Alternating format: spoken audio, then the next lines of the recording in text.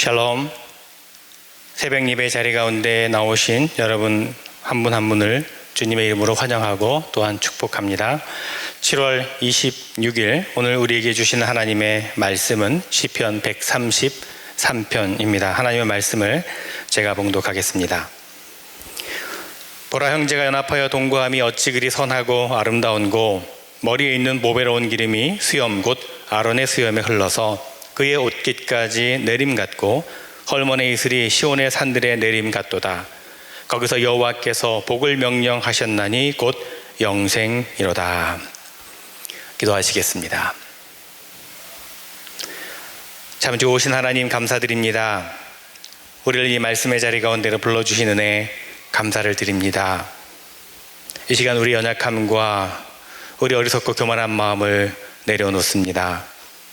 성령께서 우리의 마음과 생각을 지켜주시고 주장하셔서 말씀을 온전히 듣게 하시고 깨닫게 하시며 말씀에 반응하여 말씀대로 살아가기로 결단하는 이 시간이 되게 하여 주시옵소서. 말씀의 능력에 붙들림 받아 살아가는 저희의 삶이 되도록 도우시고 인도하여 주시옵소서.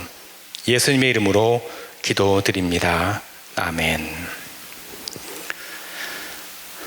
여러분, 우리가 살아가는 세상에는요, 여러 기관과 또 제도가 있습니다. 그중에 우리 신앙인들에게 가장 중요하고 근간이 되는 제도는 아마도 가정과 교회일 것입니다. 가정과 교회는 하나님께서 세우시고 복 주신 공동체이기 때문에 그 속에 하나님의 선하신 뜻과 계획이 담겨 있습니다. 그리고 그 뜻과 계획이 이루어질 때 행복하고 건강할 수 있습니다. 자, 그런데요, 우리가 교회를 생각할 때요, 사람들이 자칫 착각하기 쉬운 것이 있습니다. 그것은 교회를 어떤 건물이나 제도나 조직으로만 생각하는 것입니다. 그런데 여러분 잘 아시듯이 교회는 단순히 건물이 아닙니다. 교회는 예수 그리스도를 주로 고백하는 이들이 모인 모임입니다. 믿는 사람들의 공동체입니다. 관계입니다. 다른 말로 표현하자면 교회는 하나님의 가족이라고 할 수 있을 것입니다. 오늘 우리는 시편 133편의 말씀을 읽었습니다. 짧은 노래의 시편이지만 오늘 시편의 말씀을 통해서 우리는 공동체가 어떻게 아름다운 공동체가 될 수 있는지 배우게 됩니다. 건물이나 외형이 아름답다고 아름다운 것은 아닙니다.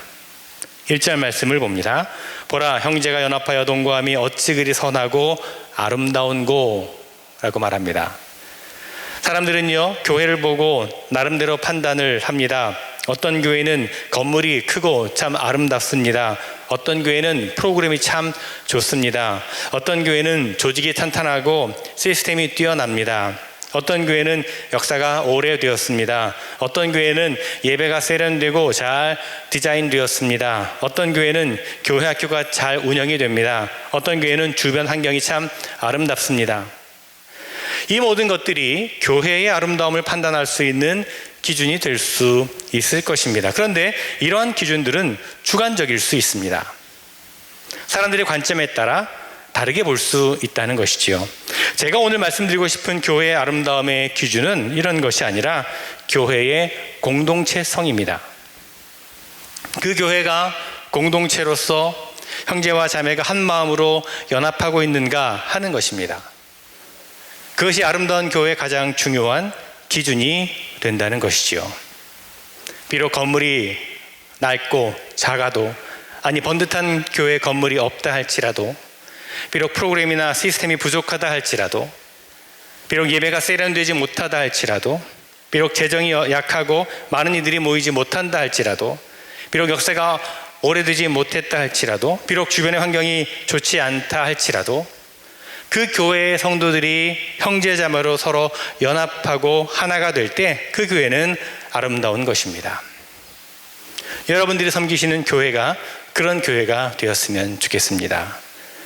성도들이 연합하여 하나 되는 아름다운 공동체가 되었으면 좋겠습니다.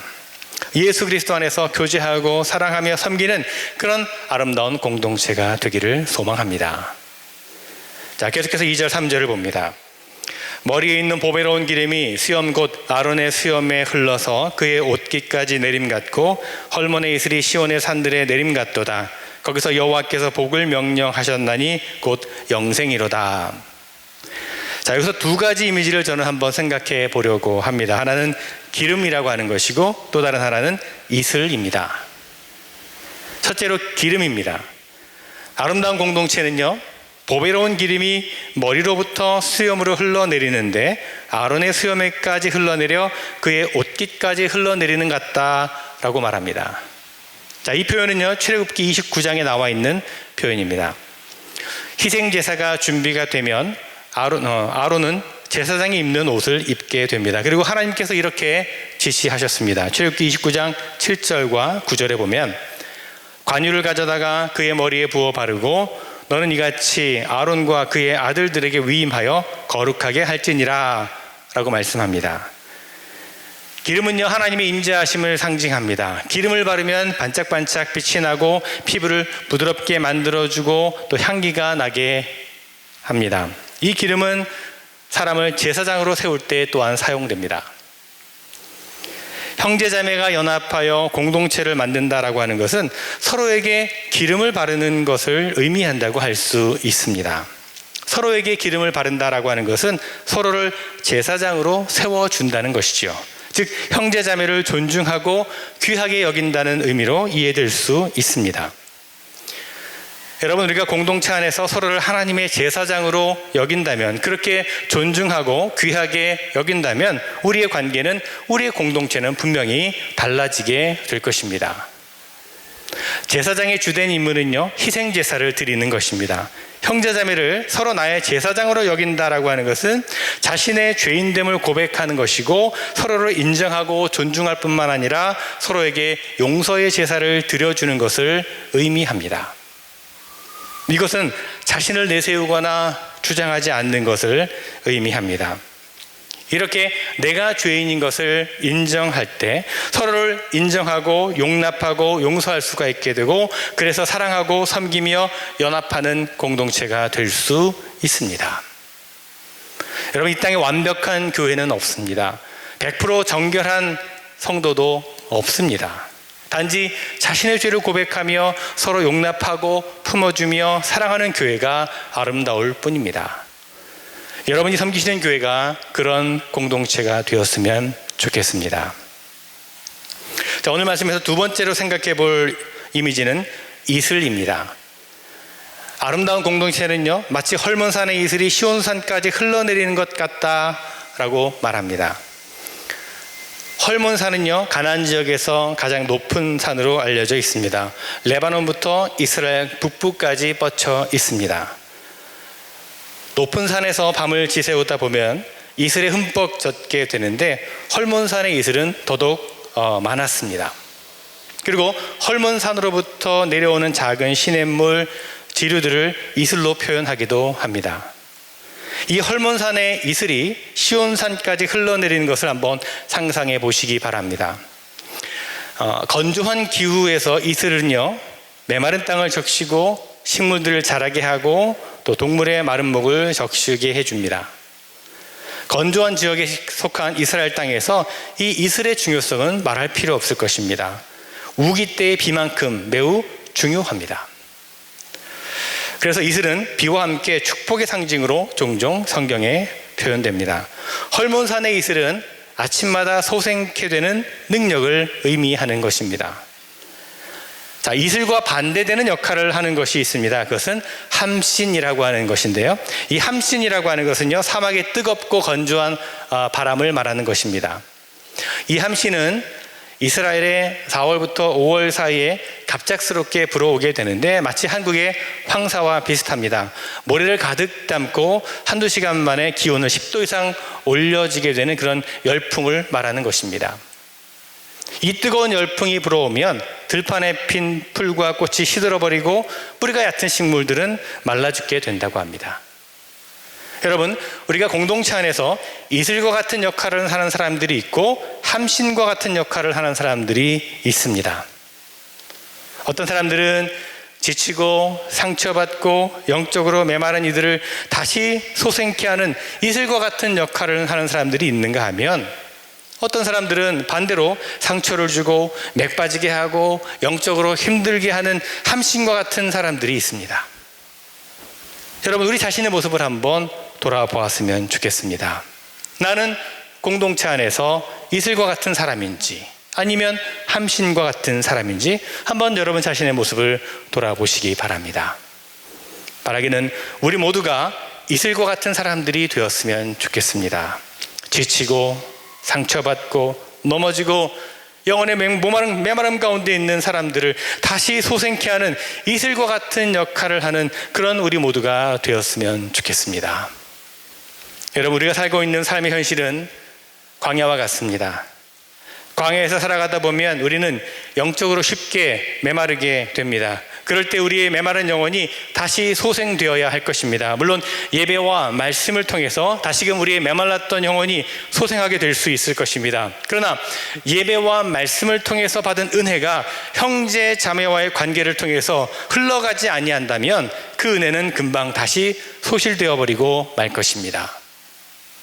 힘들 때, 지칠 때 말씀과 찬양으로 힘을 얻고 나눔과 기도를 통해 위로를 받는 이런 사랑의 관계가 공동체 안에 있을 때에 소생케 하는 역사, 생명을 주는 역사가 일어나게 될 것입니다. 이런 역사를 가능하게 하는 이슬과 같은 존재, 여러분들 한 분 한 분이 그런 이슬과 같은 존재, 헐몬의 이슬과 같은 존재가 되었으면 좋겠습니다. 그러므로 아름다운 믿음의 공동체를 이루어 가시기를 바랍니다. 자, 그렇다면 이런 아름다운 공동체의 열매는 무엇입니까? 아름다운 공동체의 열매는 하나님께서 부어주시는 복입니다. 그 복은 영생이라고 오늘 시편 기자는 노래하고 있습니다.